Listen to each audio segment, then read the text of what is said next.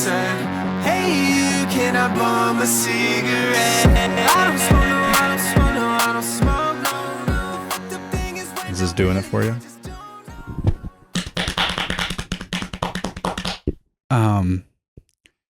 Well, it's not. It's, yeah, you should be proud of yourself and your body. Good. But this shirt is fun too.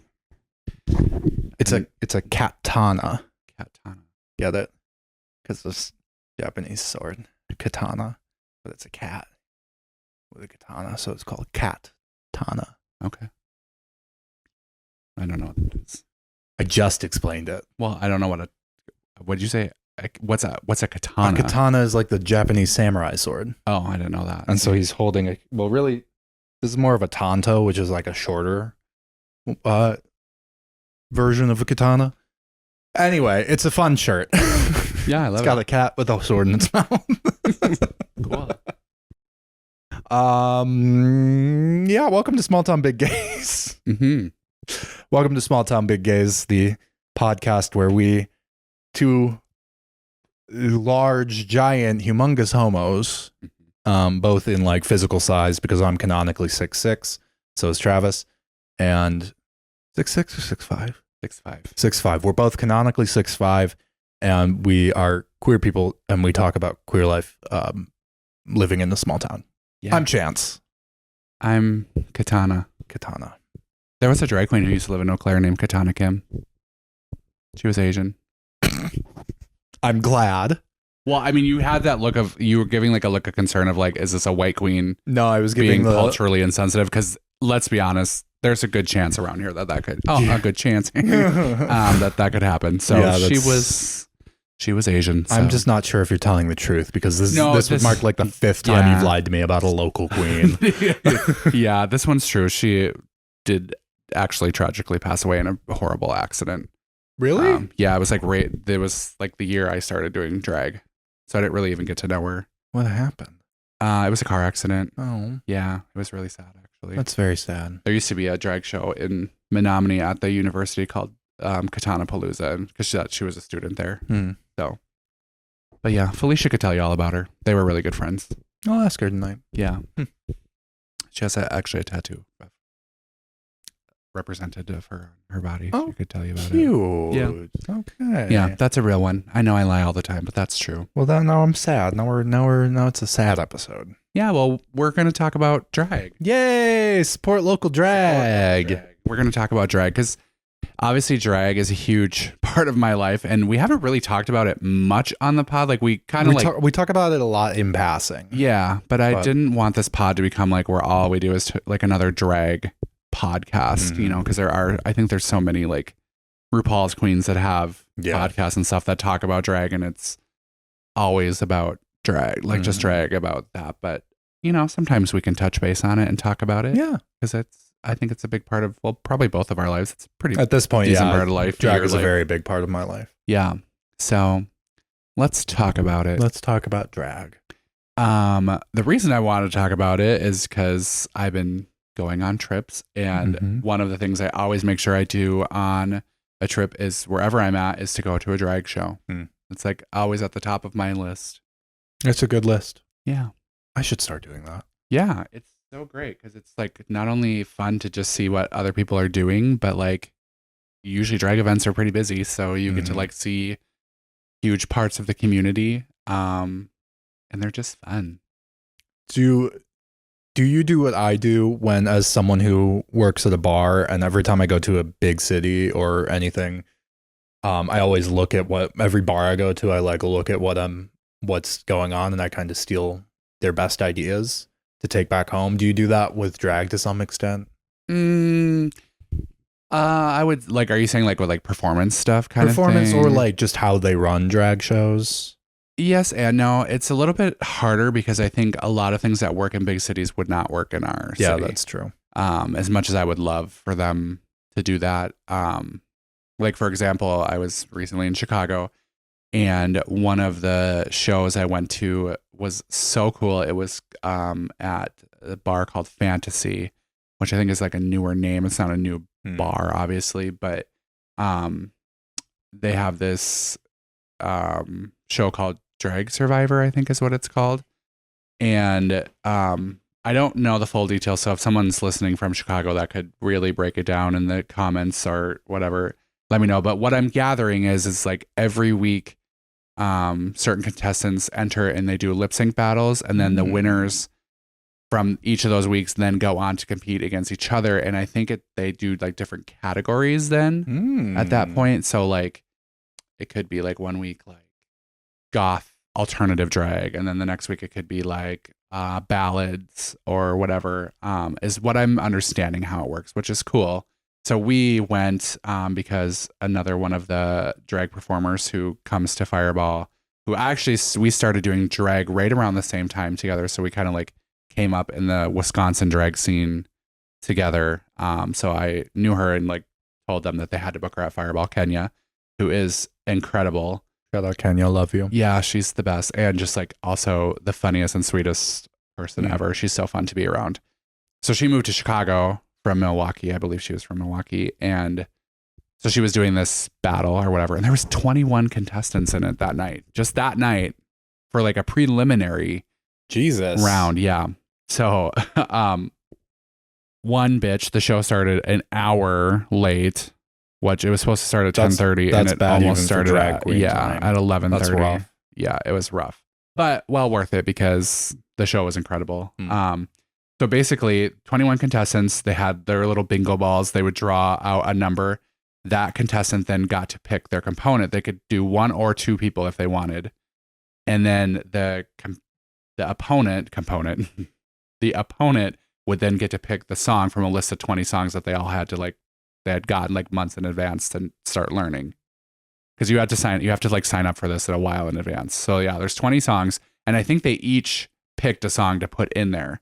So like there was some drag kings in it. So there was male music, there was alternative, there was pop divas, there black queens.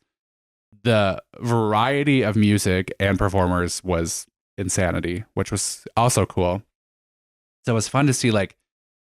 Because you have to be strategic about it, you know, because it's like, I would have wanted to be the one picking the song for sure, no matter what. Because it's like, you could go up against like the best dancer in the world and then like put some sort of cuckoo song on and take them down easily. I feel like picking the song definitely has an advantage. Yep. But you could also pick, I mean, there is like a great thing in being able to pick your opponent. I want to keep saying component, which is so funny. Opponent. Because, you know, if you like know there's a girl that's like, she's going to pick Nasty by Janet Jackson, that's what I want to do, then pick them, you know. But so yeah, it was really cool. They did that. It was quite a few rounds, obviously. We are totally stealing this idea. A much more pared down version of it, but we're totally stealing this idea. This is one of the Pride events we're doing this year. Yeah. That's fucking brilliant. That's incredible. Yeah. So then you like, they would take the winner from each round, and then they all came back out again, and then they did the same thing where they pick it until they get to the top three, and then they lip synced off against each other until they picked a winner. What was the prize? I think you just move on to the next round. There might have been cash like within that week or whatever too. I don't really fully know, but eventually you become like a winner of a whole season. So it's like a whole year.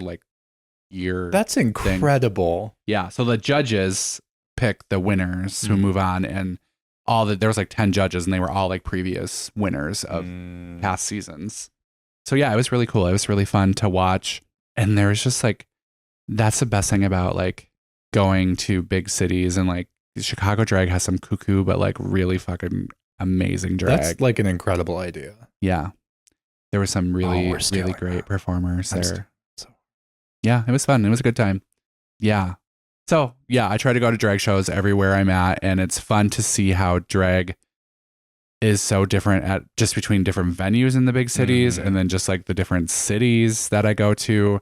And how different it is compared to like our scene here. Yeah. I go to Minneapolis a lot because I have drag children who perform there quite a bit. So I like to go up and support them. I fucking love watching drag shows. Yeah. I love it. I think it's great. Honestly, I never get sick of it either. Yeah. I don't know. Like, I don't understand. Like, I don't know. I guess it's the same thing with football, but like, I don't know. It's so cool. I just love drag. And then it's like, what's really fun is like when you go to like a drag show, and like, I think it's more fun in like a big city where like drag is really celebrated. Not that drag in Eau Claire isn't celebrated. It's just celebrated, which we'll get into by more of a different type of people. But when like you're in a queer bar that's like all fucking queer people and they just like, and you just do like the stupidest shit. Like there was one queen that was like wearing this like cat suit, but it was like she literally looked like a tiger, but like a silly tiger. And she was doing some song and she like grabbed her tail and then like started like air guitaring on it. And it was so fucking stupid and funny, but like the crowd just went fucking bananas for it. Like as if it was a football player getting a touchdown. Like, and then you just like feed off that energy and it's just like, it's so fucking fun. And then like you're in a room of people. And that's the one thing I do love about drag shows too, is like a lot of times people in the audience feel like they can be themselves too. So they like dress up, like, you know, we've had puppies at shows. We have alternative people. Like they just, I think people feel like they can be more comfortably themselves at drag shows too. So it's just cool to see all of these people just being themselves, enjoying drag and loving it. I love it. I go wild for it. You've made it a career. Yeah. In a little, in kind of a way. Yeah. In your own way. As much as you can here. Yeah. Without being a Rue girl, basically. Yeah. In a small town. Yeah. But yeah. I love drag too. It is freeing. Like, it's just nice to be celebrating, even in a small town where, you know, it is a lot of straight people who come to our shows. It's a lot of moms, a lot of middle-aged women. Middle-aged women go fucking nuts for dragons in small towns. Yep. And but it's great. It's nice to celebrate like queer culture, and again, like queer history has been really, like, I've been thinking about that a lot lately. And so like celebrating drag, like we wouldn't be where we are in the queer liberation movement, even though we're kind of sliding backwards. We wouldn't be where we are now without, I mean, drag performers. Yeah. As well as trans people and, you know, everyone else. But yeah. Do you remember your first experience with a drag queen, or like seeing one, or drag show? Or first experience with, I think my first drag show was, I think I've talked about it briefly on the pod before, but it was at, it might have been at Scooters. Really? It was either at Scooters or it was at Union Rooftop in Minneapolis. Okay.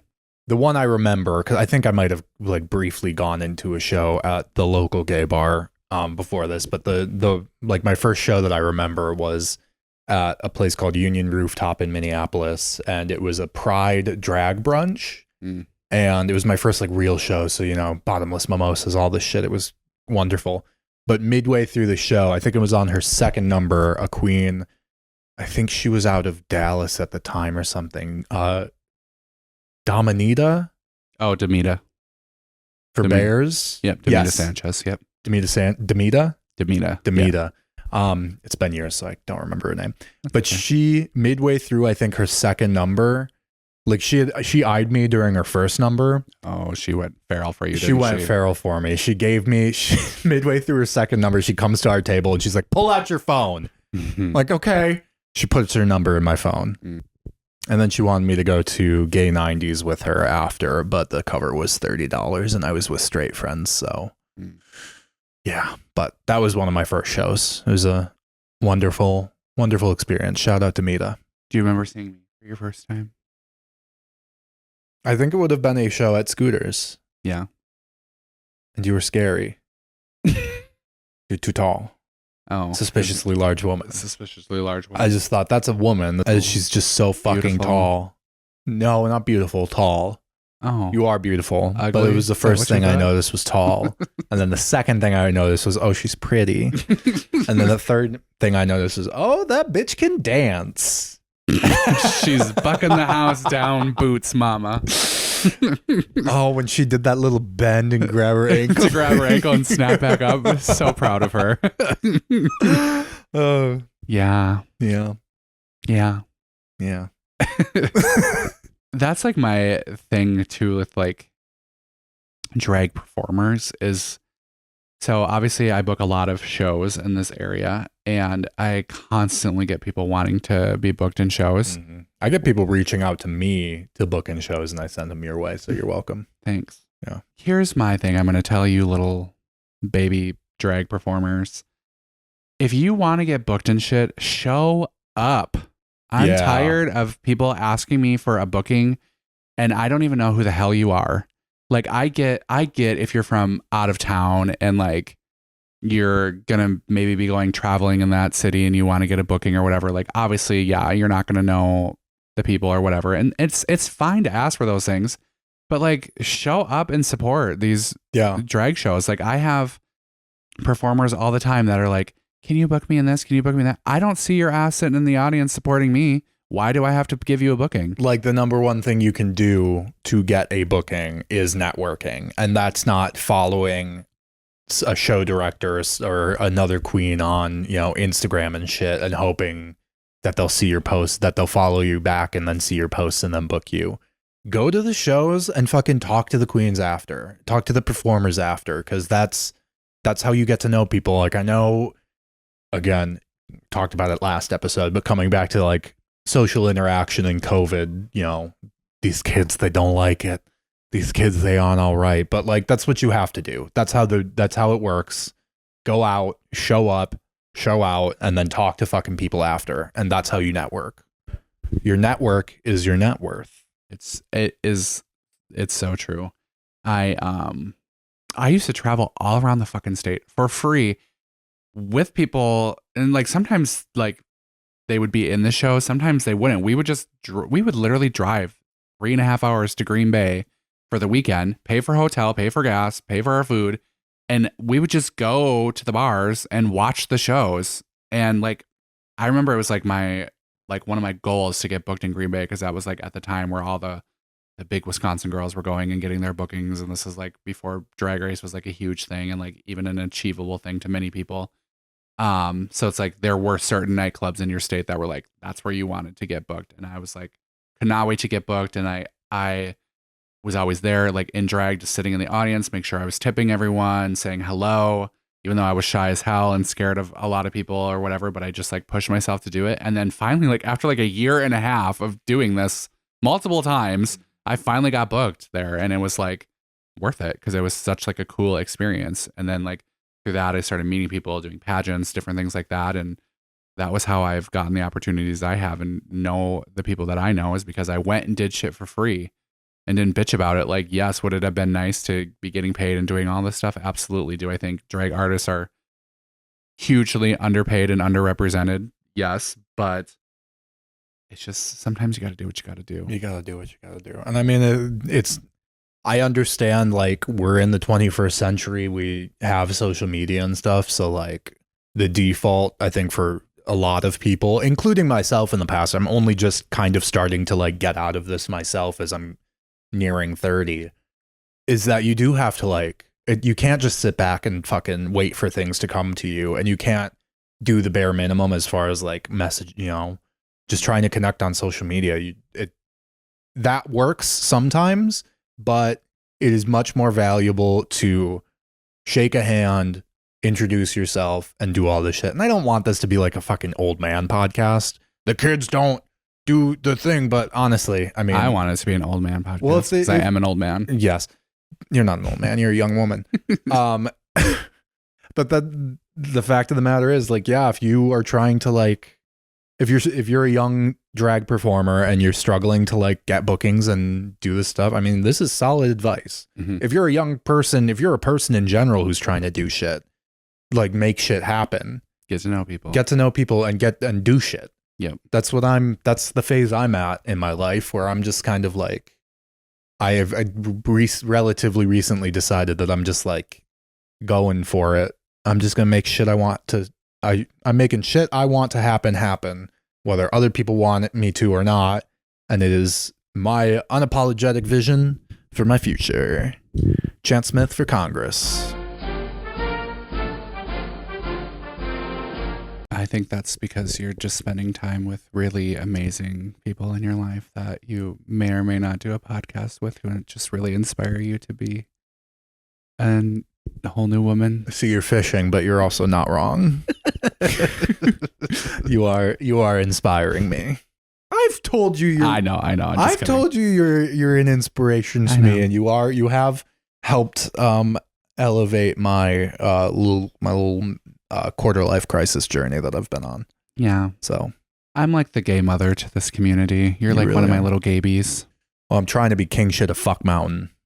King shoulda fuck mountain. King shoulda fuck mountain. That's my favorite phrase. Okay. Well, I mean, I feel like you're probably close to that. I'm Prince Poop of Damn mountain. Damn Mountain. Okay. Piss Mountain. Piss mountain. Pissy boy mountain. Pissy little urinal boy. Also, this could be a controversial opinion. Mm. Don't expect to get a fucking booking, and especially a paid booking, just because you asked. You know, like, I'm sorry, I don't know you. I don't have to give you anything. And in fact, usually I'm going to watch out for the ones who have been on the ride with me first. Mm-hmm. And I'm going to make sure that they're taken care of. And then if there is room, sure, Mm-hmm. I'll make room. I'm very much the type to give everyone a try and a chance. And this is another controversial opinion. All drag is valid, but not all drag is Good. bookable. Yeah. Not saying good, but bookable. Like, I'm sorry if you are doing, that was going to be very targeted at one person, and I don't want it to be at them because I love them. If you're going to do, Cut this. no, you can put this. If you're going to do a random track on the B-side of Dolly Parton's 1987's greatest hits album, I don't know, but just obscure fucking music that no one knows, great. Then you better do it good and make people like it. You better do something. You have to, which is hard to do, but can be done with a great performer. So you better be a great ass performer then. Mm-hmm. But if you're just doing random shit that, like, I can go to it, and I am a Fashion Nova queen, so I'm not dissing this, but if you can just literally, I can buy that exact outfit off of Fashion Nova. That's a B-side track of an album that no one really knows, and you're just walking around the audience. That is so boring. No one wants to see that. I'm sorry. I'm saying it.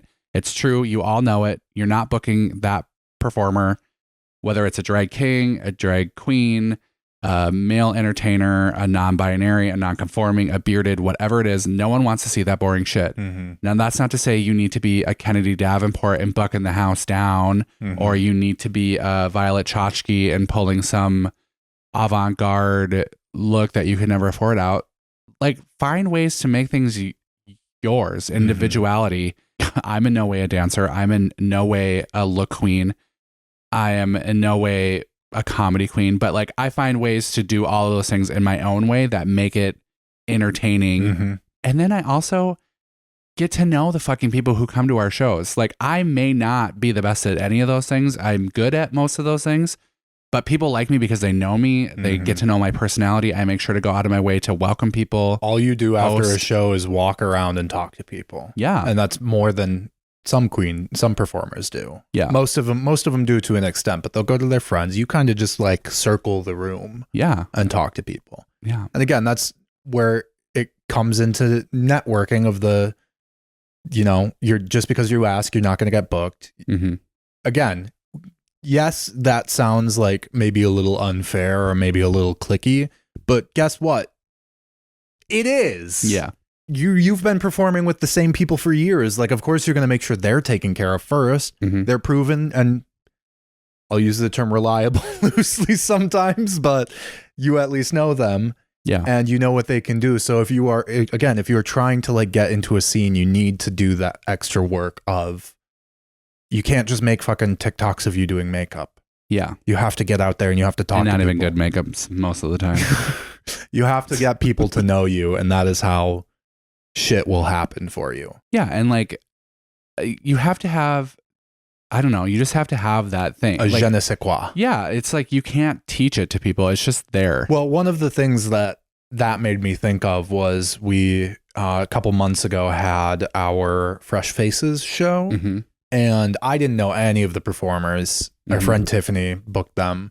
But one of them was really fucking, so I don't even remember what song it was, and I don't think I knew the song, but she came out in a fucking, like, balloon. Yeah, I already know what you're talking about. Fun. And it was super fun. It was pointless and it was stupid, but it made people laugh.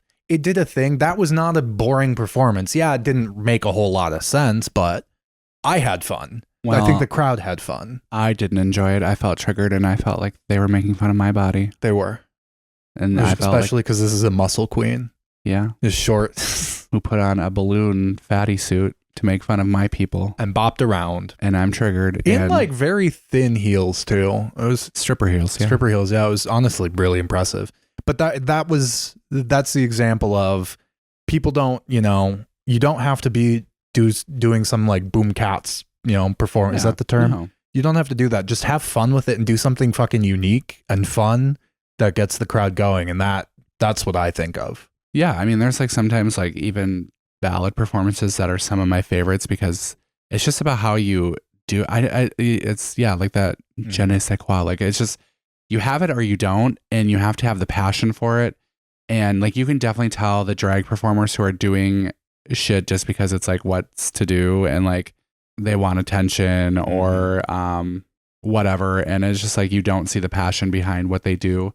And don't get me wrong, there are sometimes where there are drag performers who are booked a lot and it can get exhausting to try and learn new music and come up with a new costume all the time and do those different things. Like, I get it. I've been at points where I'm exhausted and stuff too, but I know I'm like very blessed at the end of the day to do what I do and have the opportunities I have, and I don't take them for granted. Sometimes I will bitch about them, but I've really tried in the last year to be More thankative. yeah, more appreciative. more thankful. Yeah. And I'm trying to encourage the other performers in town to always have a better attitude in the dressing room when we're getting ready and not complaining, because there are plenty of other performers in our area alone, in our small town, that are begging for opportunities and aren't getting them. Yeah. Which again sounds cliquey and elitist and whatever, but I just need to see more. I want more. It also, I'm gonna say something maybe controversial now. Mm. Cliquey and elitist. If it feels cliquey and elitist, I'm sorry, baby girl. That's how the world works. Yeah. That's how it is. I know you don't want it to be, and I know it's not ideal, but it's kind of where we're at, baby. You just gotta work within the system sometimes. Yeah, I think the hardest thing for me is like, I love all types of drag, like from drag kings to male performers to bearded to non-binary to drag queens to the glamour girls to the goth to, I like love it all, and I find greatness in all of it. But like, I think there's just a lot of performers who don't know what they are, who they are. And so they try to be something they're not. And then that's where it just like comes off as like, what is this? Yeah. So it's like, if whatever you're going to do, whatever lane you're going to be in, just do it well. Like if you're going to be that like alt gothy girl, then just like be fucking that alt go all out. Yeah. Like go all out. I think a lot of people forget that. I mean, branding yourself is a big part of it's a big part of being celebrity, and it's a big part of being like a known quantity in whatever you're doing. And that goes for drag queens and drag performers. Like if you can brand yourself, then people know, which isn't to say like you have to stick in that lane forever. You can show diversity, but you still need to like have a brand at the heart of you. Yeah. So I feel like if you start doing drag just because you like watching Drag Race, but you don't like have a vision for what your drag is, your drag is not going to be that good. Yeah. It's going to be valid again, but is it going to be bookable? Right. Do you think you brought up how Green Bay used to be like the place in Wisconsin that got booked? Do you think there's still a place like that? Like, is there still like a specific bar in the state that, or is Drag Race, is that yet another thing that Drag Race has kind of ruined? I don't think Drag Race has ruined that. I can only speak to like Wisconsin of like, I don't think there's any specific place that like people are edging to get into anymore. Yeah. But I will say this. I feel like this episode's full of lots of controversial opinions because I feel like people just get really defensive about drag. It's kind of weird. It's an art form and they take it personally. So yeah, that's true. I mean, I get it. Like I want people to like what I'm doing too, but also I know it's not for you don't everyone. have to take yourself so seriously too. Yeah, I think that was probably one of the biggest lessons I learned about drag was like when I first started doing drag, I was so serious about everything I did. And like was always so worried about like looking, even though I did not look good, but like in my head I thought I did, and then like I started having like drag children or like gabies around me, and I kind of just started taking it way too fucking seriously, and I was like, we need to do this, and like there's Drag Race and we need to charge more, and we need to not be wearing things from Charlotte Russe. And I kind of became a bitch. I'll say it. I was kind of a cunt, and I was around people who encouraged that. But at the same point, I also don't regret that, because I think it was necessary to like raise the level of expectation of drag in Eau Claire to get us to where we are now, to like have all the things that we have. Did I go about it in the right ways? Probably not. So I can apologize to all the listeners who I've offended, because there's probably some. I don't know where I was going with that, but elevating drag, taking yourself seriously. Oh yeah, taking yourself too seriously. So then there just like got a point where I was just like, I just want to have fun with this, you know. And like now I love being silly. Like I love to like interact with the audience like while I'm performing. Like I don't really take it like seriously. I love to be silly, love to make little side jokes and do stupid stuff, come out in silly costumes sometimes. And also I feel like if you are taking yourself too seriously as a drag performer, every little fucking thing that you'll have this idealized version of the performance in your head, and then every mistake, quote unquote mistake you make, and every, you know, difference from the vision that you had in your head versus what you actually do while you're on the stage you're gonna be disappointed. So every number you're gonna be, well, I didn't do this, this, and this when I wanted to do that. Yeah. You're just gonna be disappointed in every number, and then you're just gonna be, you're gonna try harder next time or whatever, but you're not gonna be having fun. Yeah. You're just gonna be mad at yourself constantly. Yeah. I think it's just about having a good time, making sure the audience is entertained, and knowing your audience that are coming, I think is important. Because like even in our small town here of Eau Claire, there's places I'll do certain songs and places I won't. Like I'm not gonna do a ballad at Scooters. Mm-hmm. Would I try one at Firehouse? Potentially, but that would be more of like a brunch show thing for me, you know. And like also, I've done a song at Scooters, and in my head it was a flop, and then I've done it at the Firehouse and it has worked well. So it's like, it's very different types of things. And I think a lot of times performers get stuck in their head of like, it's their art, so they have to like do it that like that's the only way they can do it, or they're not going to be able to like thrive and be themselves. But like, okay, but you do have to like make it bookable to the people. So like, if you're a ballad queen only and that's all you're going to ever do is show up in a gown, like you're not going to want to be on a, you know, in a Friday nightclubs. Not to say that it couldn't be entertaining. It can, but it's just, I don't know. It wouldn't be the place to do it. I mean, especially when you're in like a smaller community where, like we've talked about last episode and this episode, where we don't have like the numbers of the community specifically to like book out these things.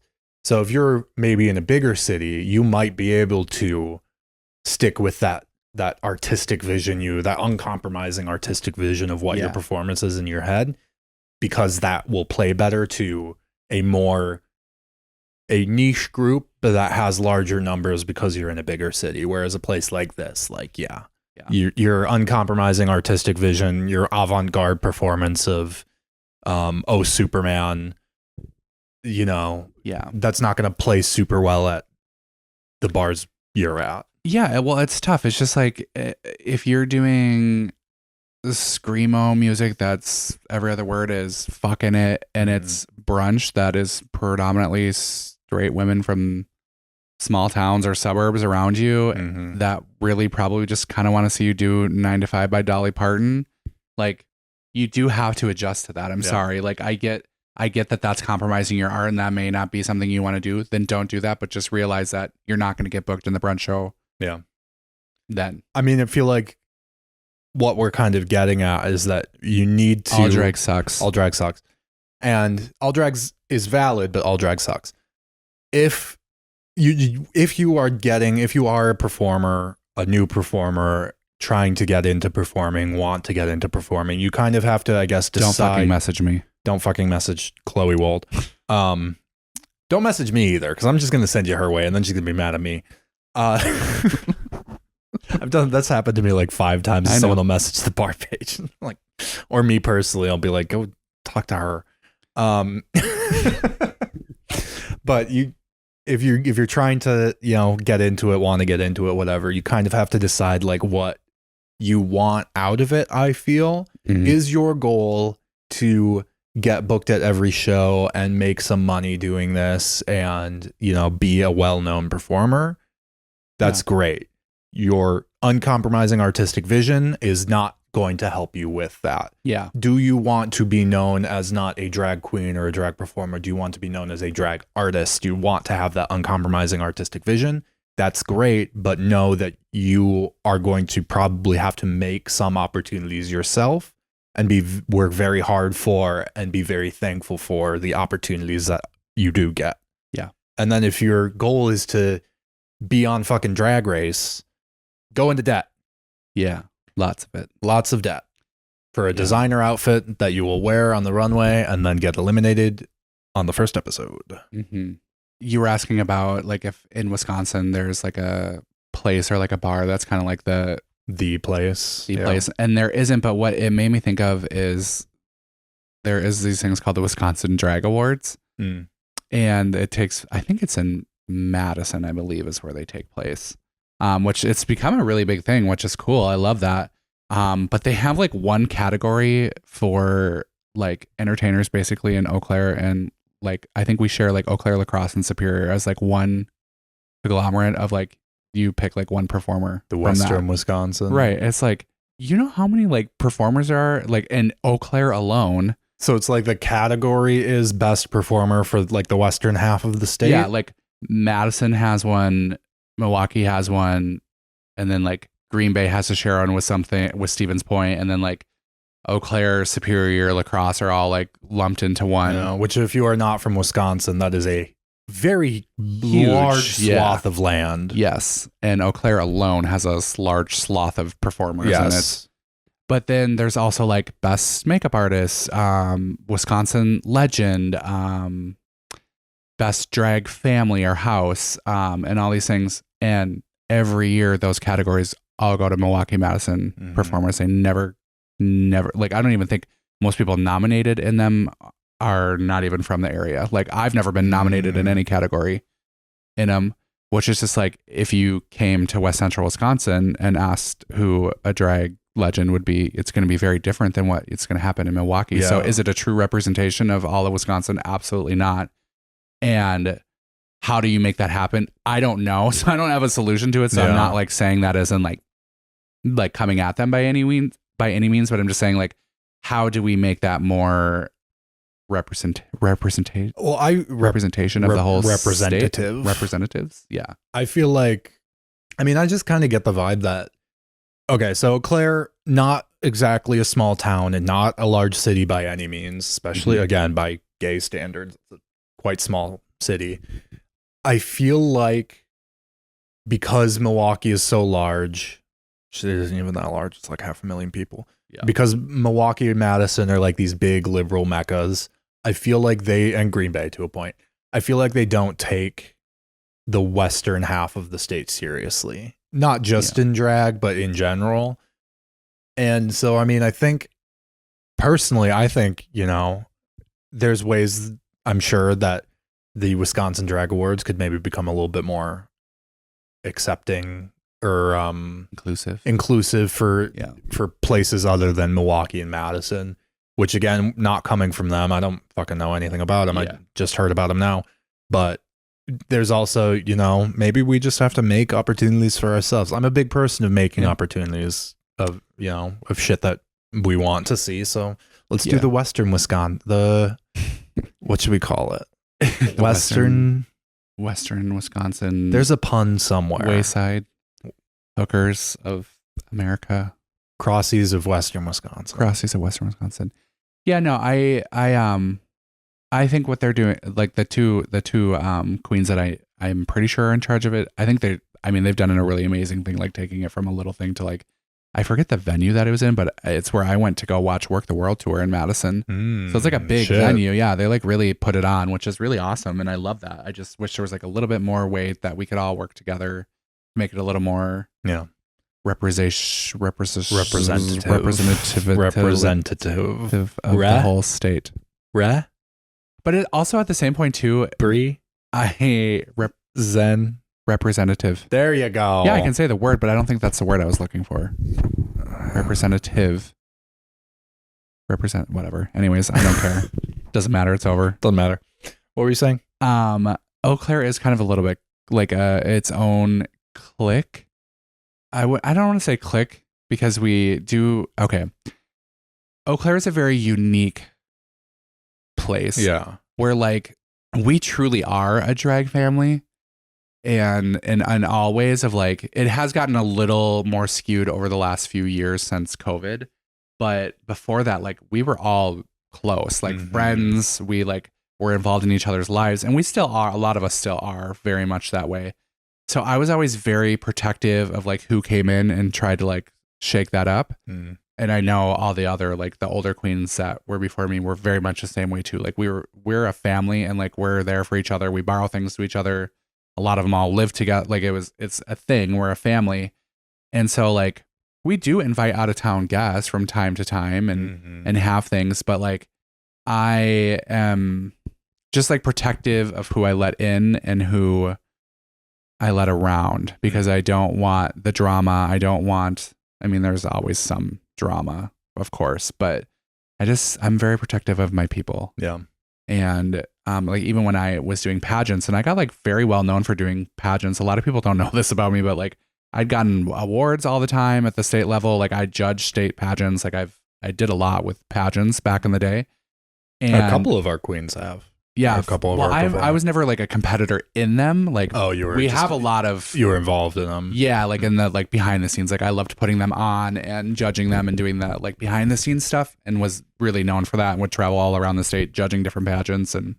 But yes, we have a lot of performers who have done and won state level pageants as well from here in Eau Claire. But I never put on a pageant because there'd be like a lot of times where like in Wausau, they would put on a pageant and it'd be like 2 or 3 Wausau girls would run, and then like 3 Madison girls would come run because they didn't win a title in Madison. So they knew it'd be an easy grab to come get it in Wausau. Yeah. And I refused to ever let Eau Claire be that. I was like, if I don't have competitors that are in town ready to go, like to put on the best to show like what we can offer, then I'm not interested in some Milwaukee or Green Bay or Madison queen just coming to get the title, and maybe they'll come back for a couple of show bookings and that kind of be it. Like I want people who are invested and care about our community. And like that's even like a lot of the out of town guests that we do have come perform are like people who I know, and they come, they'll sit and talk with our community and like want to be a part of it, and not just like there for the booking and then we never see them again until they want a booking the next year. You know, like I'm just not interested in that. It's not what I care to do. And like I also don't, right now I'm in a phase where I used to travel a lot more because we only had 1 show in a month, and so you had to. But we have like so many. At least 1 show a week, is sometimes 2. Yeah. Or it's just like I don't have the time to travel or the desire. The one place I do love to go though is the Sparkle Show in St. Paul at the Black Heart. Is my home away from home. Mary Brewster is my spirit person, and I love and adore everything about her. And it sucks because Sparkle Show is every second Saturday of the month. And that's when we do Firehouse, which is my favorite show to do here in town. But when we take July and August off, I'm hopefully going to get booked. I did last year, so that's my little pride and joy, the Sparkle Show. And the Sparkle Show. I love it. You should come when I I will. go. It's a really lovely. I love it. I hope Mary Brewster listens to this because she's my favorite. Shout out Mary Brewster. Yeah, the best. We'll at you. Yeah. I don't think she has. Well, I don't know. She has Facebook. We'll email her. Yeah. Write her a letter. We should make her a special guest. Yeah, we should. She's lovely. We will. You've never met her? Nope. You'll love her. I'm sure I will. Should we start a pageant? God. No. Just close it off to Western Wisconsin. Yeah. No. Pageants are dumb. I've never been to one. I've never been to one. I've never participated in one. I'm just kidding. They're not dumb. I put tons of them on. I do them well. I'm good at them. I've competed in them before too. I always get second place. That's my lot to live. Story of your life. I've been second alt in 3 different pageants. Damn. Yep. I think it's because I'm fat though, and they don't want a fat winner. Times are different now. And you're skinny. No. You're so thin, you're facing this way, and I genuinely can't see you. Can't see me. No, I don't know. I would guess like for me, I would start a pageant if there was local people that were passionate about being in the pageant. Again, like otherwise it just doesn't make sense for me to do it. Like what's the point of it? But if that is someone's journey and they want help with that, I am your gal. Fantastic. Yeah. I mean, I started doing Mr. Chippewa Valley because Taylor came out and he won state title first year off the bat. It was awesome. Yep. And then Felicia came in and swooped him up because she realized he had some talent. Yeah. And now they're inseparable. And insufferable. And that's the Felicia mention for the week. See if see if she ever listens. She doesn't, because she also asked me in the dressing room this weekend. She goes, "Are you ever going to have guests on your podcast?" Because I think she kind of verbatim said, "Because then that's when I'll actually listen." And I was Which like, we noticed we said that 3 episodes ago. Felicia, you insufferable bitch. Love you, mama. This will be the one she actually listens to now too. Like, oh, I'm an insufferable bitch, huh? You are. What else about drag? I don't know. It's gross.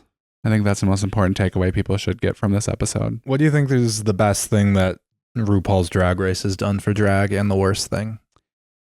The best thing is truly like it's brought a lot of people together. Like I've went to viewing parties at all I've done the Mickey's in WeHo. I've done I just did Roscoe's in Chicago. I hosted viewing parties before. People fucking love Drag Race, and I do too. I watch it all. Like I am the type when people are like bitching at me like there's too much Drag Race, there's too much going on. I'm like, you know what? There's going to be a point where there's not going to be that anymore, and it's probably coming sooner than later, unfortunately. Yeah. So I'm like, eat it all while you can now, because it's feast or famine, bitches. And right now it's feast, so fucking take it before it's famine. Because RuPaul is gonna die soon. It's like, is that a threat? Are you threatening her? No. Look into the camera and threaten her right now. Just kidding. Don't do that. No. Oh my God. Yeah. And that's like the way. So right now I'm like getting a lot of new shows booked in Eau Claire and things happening. Mm-hmm. And I can like see some of the excitement in like the regular motley crew that we have. And then like I can see like some of them being like, oh God, I'm kind of exhausted. And like, are we going to wear the crowd out from this? Is it too much? But it's like, you know what? Let's just fucking go for it now, because this could all be taken away in a month. Yeah. You know, like we don't know what's going to happen. And that's not to say like even just like the political climate, but just like in general, like there's a shelf life to everything. Mm-hmm. And drag has a shelf life of being mainstream, and it's going to eventually go away. And then it's going to come back to being just like that queer taboo thing that it's been, which is fine for me. I was thriving and happy in that time, and I'll be thriving. I love it. I love it. I love how mainstream it is. I think I'm going to enjoy it a lot when it's taboo again, because then it's punk. Yeah. Then it's cool. Yeah. So I love that Drag Race has given us a feast during a famine situation. Mm-hmm.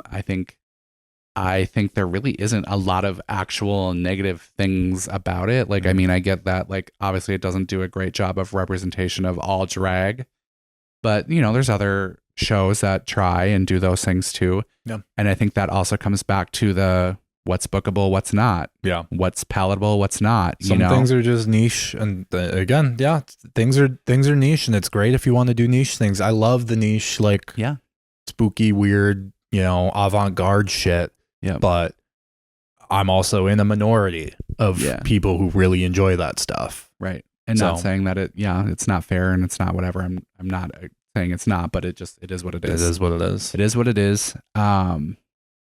Dressing like a pig and spewing blood on a crowd isn't, something I should do anymore. Not going to play. It does it play in Topeka? Is that the phrase?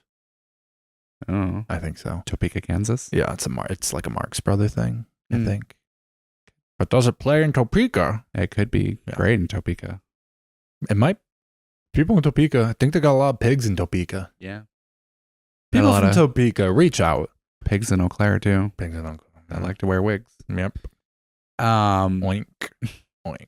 As far as negative things it's done, I think you could probably list a million negative things that it's done, but I'm just like, for what? Because the good is just so much better. Like I think the negative things people would bitch about is like it's brought a lot of like straight people into our establishments and into our spaces, which is making more revenue for bars to stay open. It's getting us more exposure to people who may not have been around queer people. So like as much as it could be like negative, I think it's a positive thing. I mean, it kind of it normalizes gay people in that way. The people listening can't see me doing air quotes right now, but it normalizes queerness to, you know, a straight audience that may otherwise not expose themselves to queer culture in any way. We would like more straight people to expose themselves to us, though. Yeah, I could look at some genitalia right now. Yeah. So yeah, I don't know. I think Drag Race is just great. I love it. I don't have anything negative to say about it. Well, should we wrap this one up? Is there more to say? Yes. I want to know who are your top 3 Drag Race people? Trixie Mattel, which seems like a cop-out, but it's true. Also seems like a cop-out, but Katya. So I'll count Trixie and Katya as one. Okay. And then, let's see. You could do like Dragula too if you wanted.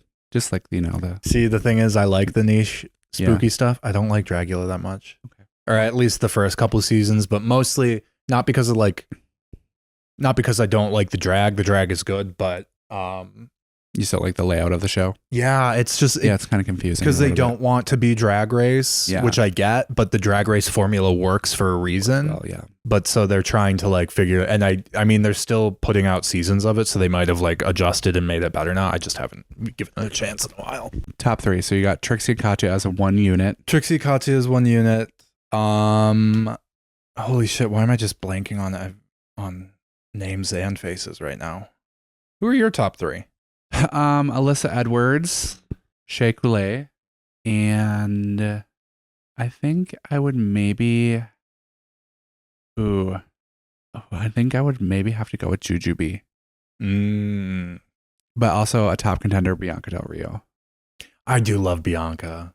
Yeah. I would say Trixie, Katya, Bianca's up there. Alaska, Thunderfuck. Okay. 6,000. I kind of go back and forth on her a little bit, but I've decided I like her. I love Alaska. She's weird. I love most of the Drag Race people. There really isn't anyone that I'm like despise. Have I talked on the pod about the one time that Laganja Estranja tweeted me back? Oh, I do love Laganja. Yes, you did. And yes, I do love Laganja. Yeah, because I was being mean to Laganja because I'm an unfair piece of shit, and I apologize to Laganja. Good. You should. Very talented dancer. She's very talented. She got hit hard by the edit. Yeah. So shout out Laganja. Yeah, I think she's making up for it now. I think she might be on the new season of All Stars coming out. Is she? That'd be great. I don't know for sure, but well. Okay, so Katya, Trixie, Bianca, and Alaska. We'll just say are your 3. Yeah. Okay, fuck, marry, kill. Fuck, marry, kill. Okay. Man, I shouldn't have done Trixie and Katya's at 1 unit. Too late? I would. Because if you fucked them, you could be spit roasted by them. Yeah, well, I think I would marry Trixie and Katya. But then I'm like, do I kill Alaska or do I kill Bianca? I think I would kill Bianca and fuck Alaska. Yeah. Alaska's a little more my type, so yeah, I'm going to go with that. Sorry, Bianca. I love you too. Yeah. But what about you? So it was Jujubee, Alyssa, and Shea Coulee.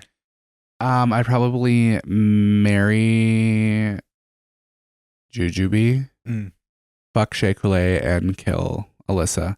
I feel like Alyssa would be really fun to be married to, but there would get a point where I'd probably end up killing her anyways, because she'd be a lot. Yeah. But so it would just kill her right away, get it over with. Yeah. Instead of, marrying her and getting sick of her and then killing her. Yeah. Because right now you have a hall pass to kill her without any consequences. So, yep. Great. We're done. We made it. Do the thing. Email us, etc. Okay, bye. Bye. Small Town Big Gays is hosted by Travis Gorell and me, Chance Smith. Our music is 1am by TYB. You can check out his music. Links are in the episode description. Follow us on Instagram and TikTok at STBG Pod. Find us on Facebook if you're a Facebook person. Email us at smalltownbiggays@gmail.com. And for more shit from me, Chance, go to strangehavens.com. No longer thinking, when is it all gonna end?